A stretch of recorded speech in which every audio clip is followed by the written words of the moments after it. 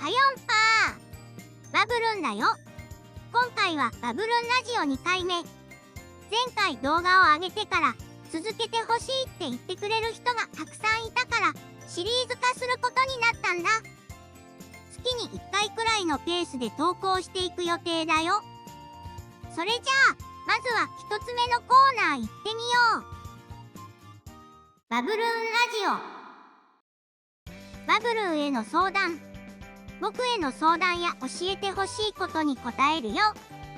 1人目は、井野部さんからの相談だよ。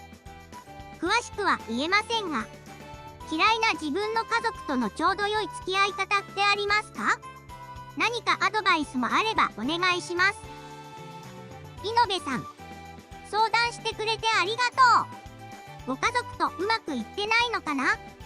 自分が嫌いだったり、苦手な人との付き合い方なんだけど、うまく付き合おうとするより、なるべく距離を取ることをおすすめするよ。やっぱり家族とはいえ、人と人の関係だから、合う合わないってあるし、無理に合わせたりすると精神的に良くないしね。学生さんだったり、何か事情があると物理的に離れることは難しいだろうけど、そういった場合でも、なるべく心の距離が取れるといいよね。井野部さんが心穏やかに過ごせることを祈ってるよ。次は、360ノウソークさんからの質問。こんにちは、バブルンさん。質問なんですが、どうしていつも、はよんぱーって言うんですか？あなたのキャッチフレーズなのは知っていますが、この言葉があなたの言語で何か意味があるのか、特別な意味があるのか、知りたいです。あと、これはあなたとボブルンを一緒に描いた絵です。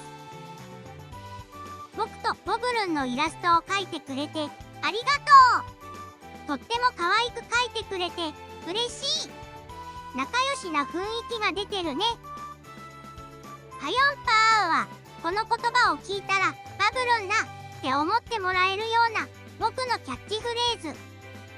どんな意味があるのかって言われると説明が難しいけど、みんなの言葉で翻訳するなら、ヤッホーみたいな挨拶的な意味に近いかも。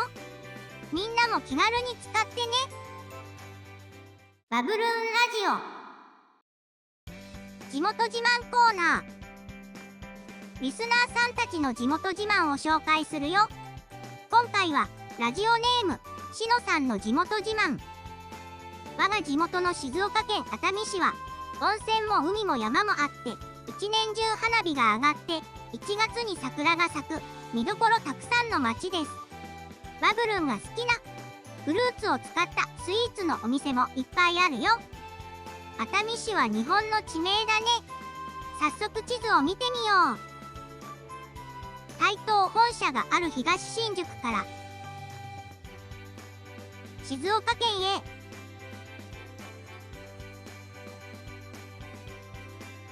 金魚みたいな形で可愛いよね。ちなみにみんなが知ってる富士山は、ここにあるよ。熱海市は金魚の尻尾部分にあるんだね。熱海といえば温泉とか海が有名っていうのは知ってたけど、毎月花火やってるのは知らなかったよ。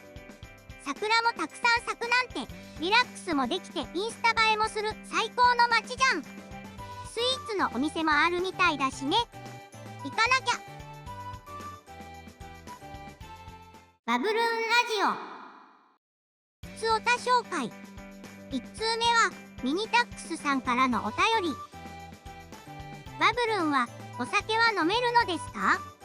バブルボブルのアイテムにビールやカクテル出てくるけど、バブルンって良い子なのに、お酒はまだ早いよね。ミニタックスさん、お便りありがとう。お酒？飲んだことないよ。日本でお酒が飲めるようになるのは20歳からだよ。僕はもちろん飲んでないよ。バブルボブルに出てくるビールとカクテルみたいなやつは炭酸ジュースなんだよ。ちなみに2022年4月1日から成人年齢が18歳になるけど、お酒やタバコは相変わらず20歳からだからね。次は、ラジオネーム、ゆでんおでんさんのお便り。最近バブルンチャンネルのことを知りました。編集がしっかりしていて、もっと再生数があってもいいのになぁと思いました。応援してます。バブルン頑張って。ゆでんおでんさん、お便りありがとう。バブルンチャンネルを見つけてくれて嬉しいな。このチャンネルを始めてもうすぐ1年。いろんな人に見てもらえてとても感謝してるよ。まだまだたくさんの人に見てもらいたいから、これからもいろんな動画を投稿していくよ。応援よろしくね。